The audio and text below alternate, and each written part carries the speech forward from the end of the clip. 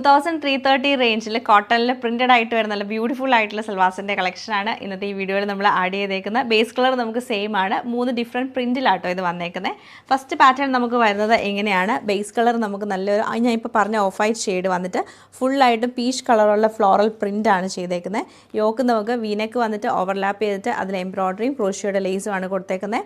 ദുപ്പട്ട വരുമ്പോഴത്തേക്ക് സിൽക്കി കോട്ട ദുപ്പട്ടയാണ് പെയർ ചെയ്തേക്കുന്നത്. അതിൽ ഫ്ലോറൽ പ്രിൻറ്റും സ്കാലപ്പ് പാറ്റേണുമാണ് കൊടുത്തേക്കുന്നത്. എൻഡിലേക്ക് വരുമ്പോഴത്തേക്ക് നമുക്ക് ബോട്ടം സാൻഡൂൺ സിൽക്കിൻ്റെ, അതുപോലെ ടോപ്പിൻ്റെ എൻഡിലേക്ക് വരുമ്പോൾ സെയിം ഈ ഓർഗൻസയുടെ ഫാബ്രിക്കും കൊടുത്ത് ക്രോഷ്യോ ലേസുമാണ് കൊടുത്തേക്കുന്നത്.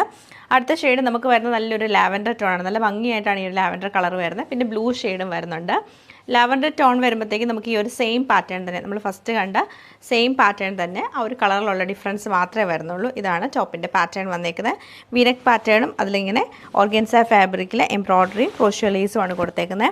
എൻഡിലേക്ക് വരുമ്പോൾ ക്രോഷ്യോ ലേസ്, ബാക്ക് സൈഡ് നമുക്ക് പ്രിൻറ്റഡ് ആയിട്ട് തന്നെയായിരിക്കും വന്നേക്കുന്നത്. ഇതാണ് ടോപ്പ് പാറ്റേൺ വരുന്നത്. ദുപ്പട്ട സിൽക്കി കോട്ട ദുപ്പട്ട തന്നെ എംബ്രോയ്ഡറി ചെയ്തിട്ടാണ് സിൽക്കി കോട്ട ദുപ്പട്ട വരുന്നത്. ബോട്ടം വരുമ്പോൾ പ്ലെയിൻ ആയിട്ടുള്ള സാൻഡൂൺ സിൽക്കിൻ്റെ ബോട്ടം തന്നെയാണ്. അടുത്ത നമ്മൾ കാണുന്നത് നല്ല ബ്യൂട്ടിഫുൾ ആയിട്ടുള്ള വൈറ്റ് ആൻഡ് ബ്ലൂ കളർ കോമ്പിനേഷനിൽ വരുന്ന സെറ്റാണ്. സാൻഡൂൺ സിൽക്കിൻ്റെ ബോട്ടം സിൽക്കി കോട്ടയിൽ തന്നെ എംബ്രോയ്ഡറി ചെയ്ത ദുപ്പട്ടയാണ് പെയർ ചെയ്തേക്കുന്നത്.